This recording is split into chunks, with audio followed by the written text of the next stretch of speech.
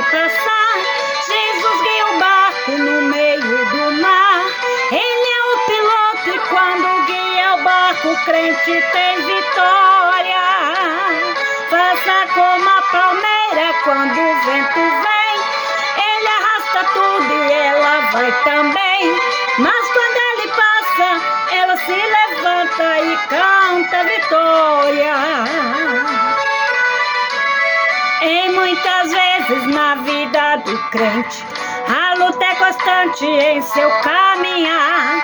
E tem momentos que a prova é tão grande que o crente pensa até em parar.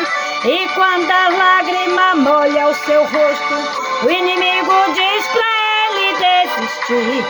E quando pensas que estás sozinho, tão desesperado só pelo caminho, Jesus diz: meu filho, eu estou aqui. A tempestade breve vai passar.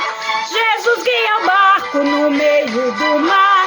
Ele é o piloto e quando guia o barco, o crente tem vitória. Como a palmeira quando o vento vem, ele arrasta tudo e ela vai também. Mas quando ele passa, ela se levanta e canta vitória. Oh, aleluia!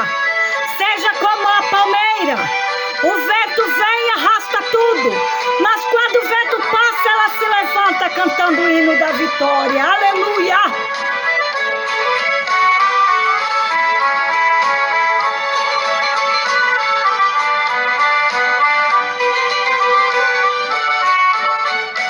Glória a Deus. Por muitas vezes encontrei na Bíblia falando do crente em comparação, dizendo que ele é como uma ovelha. Quando é provado não reclama não. A prova traz sempre a experiência, aumentando assim a fé de um cristão. Quando a luta chega ele não desespera, se humilha fazendo como a palmeira. Se levanta com a bênção na mão. Oh glória! Tempestade breve vai passar. Jesus guia o barco no meio do mar. Ele é o piloto quando guia o barco, o crente tem vitória. Como a palmeira quando o vento vem, ele arrasta tudo e ela vai também. Mas quando ele passa, ela se levanta e canta vitória. E logo vai passar. Jesus guia o barco no meio do mar. Ele é o piloto quando guia o barco, o crente tem vitória.